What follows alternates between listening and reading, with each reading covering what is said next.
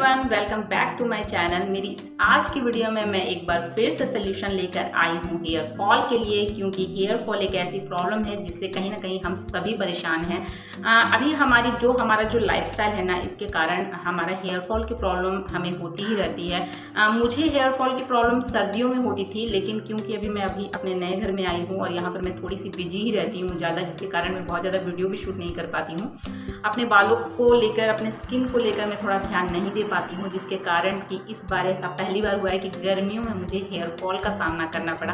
मुझे बहुत ज़्यादा हेयर फॉल हो रहे थे, मीन्स कि सभी जगह मेरे बाल नज़र आते थे। मीन्स कि बेड पे, बाथरूम पे या फिर फर्श पे, सब जगह मेरे बाल नज़र आ रहे थे, जिससे मैं बहुत ज़्यादा परेशान हो गई थी। तो मैंने भी बहुत ज़्यादा इसमें रिसर्च करी कि क्या करूँगी कि मेरी जो हेयर फॉल की प्रॉब्लम है उससे मुझे सोल्यूशन मिले।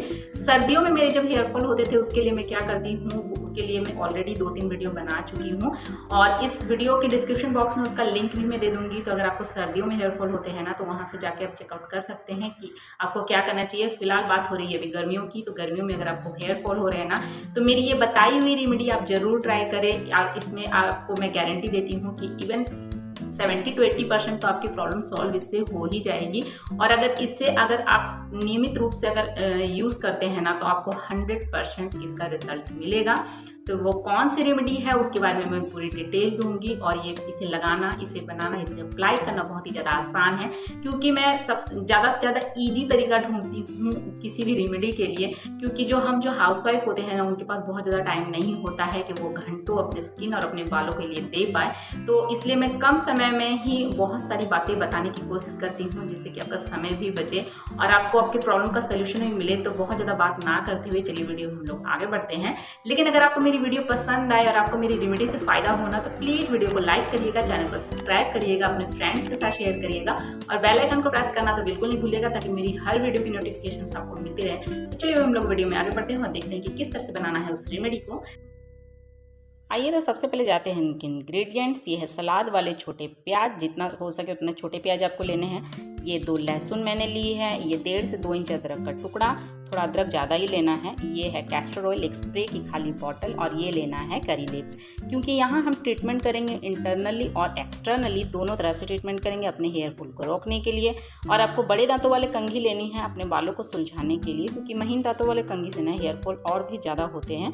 तो आप इसे बालों को सुलझा ले, उसके बाद आपको जो भी हेयर ब्रश यूज़ करना है वो आप कर सकती हैं। तो सबसे पहले मैंने प्याज और अदरक को छोटे छोटे टुकड़ों में काट लिया है। इसमें लहसुन आपको ऐड नहीं करना है, क्योंकि इसमें हम 2 तरह का तेल बनाएंगे, एक अपने बालों के स्कैल्प के लिए अलग और अपने बालों के लिए अलग। तो सबसे पहले इन दोनों का मैं एक अच्छा फाइन पेस्ट बना लूँगी। तो एक ग्राइंडर के जार में लेके इन दोनों का पेस्ट बना लेना है। देखिए, प्याज में सल्फर नामक तत्व होता है, जो कि हमारे बालों के लिए बहुत ही अच्छा माना जाता है। हमारे बालों को वो स्वस्थ रखता है। अगर बाल बहुत ज़्यादा झड़ गए हैं ना, तो नए बाल उगाने में भी ये मदद करता है। जितने भी बड़े बड़े जो ब्रांड वाले जो ऑयल बनाते हैं ना, वो प्याज का इस्तेमाल ज़रूर करते हैं, क्योंकि इससे हेयर फॉल बहुत ही तेज़ी से, जो अगर झड़ रहे हैं ना, तो उसमें भी ये रोकता है। अदरक जो है ना, उसमें सिलिकॉन और कार्बनिक यौगिक गुण होते हैं, जिसके कारण कि अगर हेयर फॉल हो रहे हैं तो उसमें ये बहुत ज़्यादा फायदेमंद होता है। जिंक और मैग्नीशियम की कमी की वजह से ही हमारे बाल गिरते हैं, तो ये एक बहुत ही अच्छा सोर्स माना जाता है जिंक और मैग्नीशियम के लिए। कैस्टर ऑयल हमारे बालों के लिए अमृत है, क्योंकि ये बहुत ही, इसकी जो कंसिस्टेंसी होती है ना, वो बहुत ही थिक होती है, जो कि बहुत ही अच्छे एक मॉइस्चराइजर के रूप में हमारे बालों में काम करता है। इससे अच्छा मॉइस्चराइजर आपको मिल ही नहीं सकता है, भले वो स्किन की बात हो या हमारे बालों की बात हो।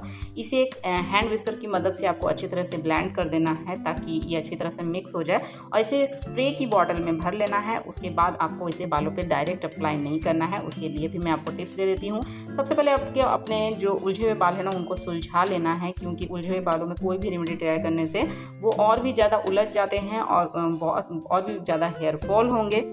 तो आपको अच्छे से बालों को सुलझा लेना है और अपने बालों को आपको हल्का सा गीला कर लेना है, क्योंकि गीले बालों में कोई भी रेमेडी अगर आप ट्राई करेंगे ना, तो ये और भी अच्छा रिजल्ट देगा।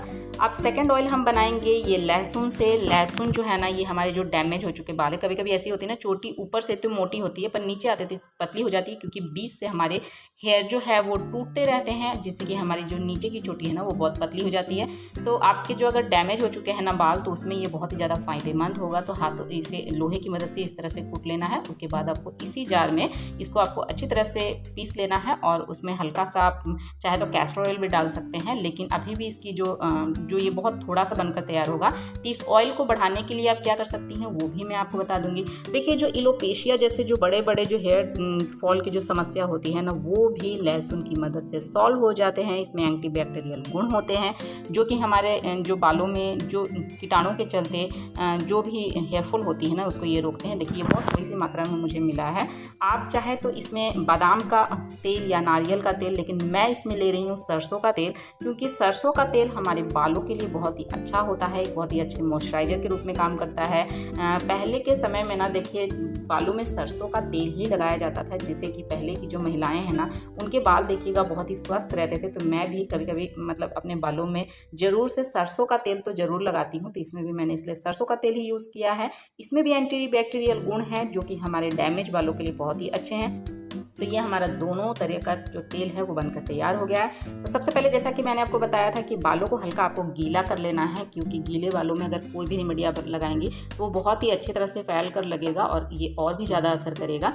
तो अपने स्कैल्प को अच्छा से गीला कर ले। उसके बाद आपने जो स्प्रे की बॉटल में जो भर के रखी थी ना वो जो स्प्रे, उसको पूरे अच्छी तरह से सब तरफ आपको अच्छी तरह से लगाना है। इसको सिर्फ आपको स्कैल्प में लगाना है, आपको इसमें किसी भी तरह की मसाज नहीं करनी है, क्योंकि जो हमने प्याज और अदरक जो यूज़ किया है ना वही जाकर हमारे स्कैल्प में इस तरह का सेंसेशन पैदा करेगा, जिससे कि जो ब्लड सर्कुलेशन है वो बढ़ेगा और हमारे जो स्कैल्प में जो भी प्रॉब्लम है जिसके कारण की हेयरफॉल हो रही है ना वो धीरे धीरे करके कम जाएगा। और आप देखिएगा कि मतलब कि आप इसे अल्टरनेट डे में या फिर 3 से 4 दिन में एक बार आप इसे यूज़ कर लीजिए। आपको इसे ओवरनाइट बिल्कुल नहीं रखना है, आपको इसे लगाकर सिर्फ आपको 2 से 3 घंटे रखने हैं। उसके बाद आपको अच्छे तरह से आपके बालों को धो लेना है।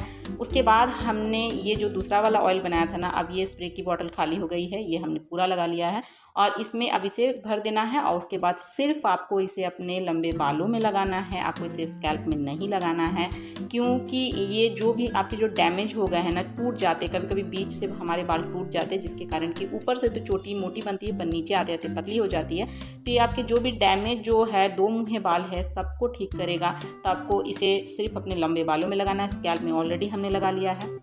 तो देखिए इसे अच्छी तरह से आपको हाथों से मिक्स कर देना है और बिल्कुल भी आपको इसमें मसाज नहीं देनी है। कंघी तो बिल्कुल भी नहीं लगाना। आप देख सकते हैं मेरे बाल पूरे गीले हो गए हैं, कंघी का इस्तेमाल नहीं करना है। अब बस जस्ट इसे इसी तरह से एक जूड़ा बनाकर आप छोड़ दें।